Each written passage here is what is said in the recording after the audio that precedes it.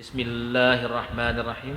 Assalamualaikum warahmatullahi wabarakatuh. Alhamdulillahirabbil alamin wassalatu wassalamu ala asrofil anbiya'i wal mursalin wa ala alihi wa ashabihi wa man tabi'ahum bi ihsanin ila yaumiddin. Apa kabar teman-teman sekalian, sahabat Taufik Channel dimanapun berada? Semoga senantiasa selalu terjaga iman Islamnya dan senantiasa selalu diberikan kesehatan oleh Allah Subhanahu wa taala, dan yang terpenting adalah senantiasa diberikan kesabaran oleh Allah Subhanahu wa taala. Kenapa? Innallaha ma'as sabirin. Karena sesungguhnya Allah bersama orang-orang yang sabar. Jadi teman-teman mau enggak bersama Allah? Ya syaratnya harus bersabar, ya. Lalu dalam ayat lain juga dikatakan innallaha ma'al mu'minin. Allah bersama orang-orang beriman. Nah, orang beriman ini cenderung bersabar, senantiasa bersabar. Kalau kita garis bawahi kata-kata sabar ini merupakan sesuatu ungkapan yang sangat mudah untuk diucapkan, tapi sangat berat untuk dilakukan. Ya, kenapa? Karena kesabaran ini akan bersama Allah. Siapa saja yang bersabar, dia akan bersama Allah Subhanahu wa taala. Intinya kita mau nggak bersama Allah? Jangan kita cuma bisa mengharap bersama Allah, tapi tidak mempunyai kesabaran dalam diri kita. Ya, intinya adalah bagaimana orang bisa dikatakan bersyukur kalau dia tidak memiliki kesabaran. Kesabaran dan rasa syukur merupakan dua hal yang berbeda, tapi saling berkaitan. Orang bisa dikatakan bersyukur karena dia memiliki kesabaran. Orang yang tidak sabar tidak bisa dikatakan bersyukur, sekalipun dia sudah merasa bisa berbuat baik, bersedekah, namun kebaikan dan sedekahnya dominan ketika dia memiliki kelebihan.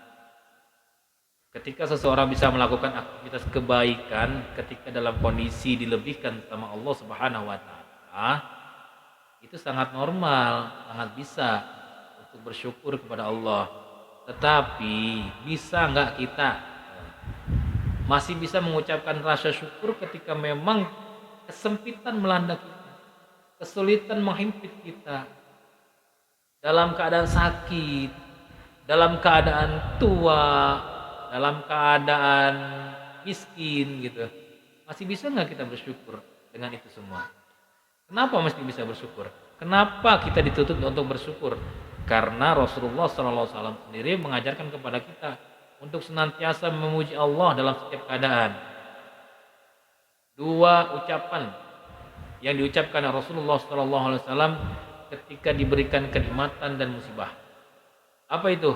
Yang pertama, ketika diberikan kenikmatan, Rasulullah mengatakan alhamdulillahillazi binikmatihi tatimmus shalihat.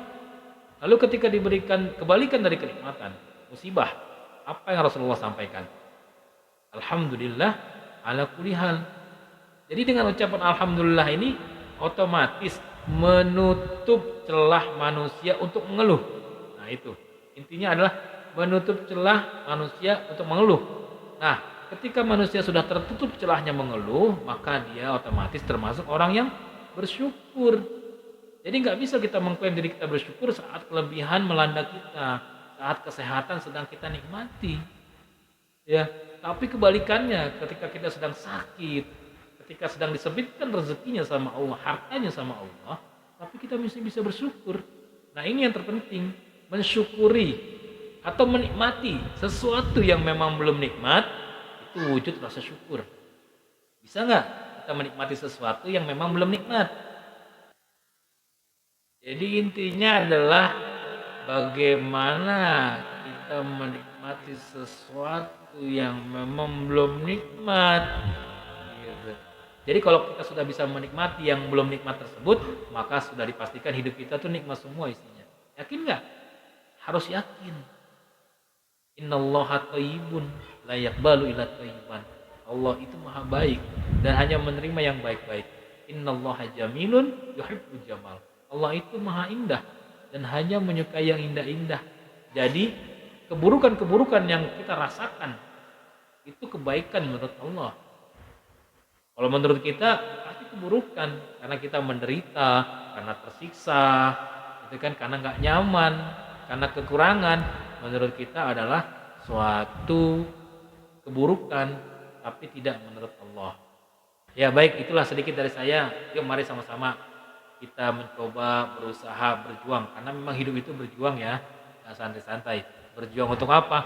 Berjuang untuk mencapai tujuan hidup kita yang mulia. Apa itu? Wa ma khalaqtul jinna wal insa illa liya'budun. Yaitu adalah ibadah.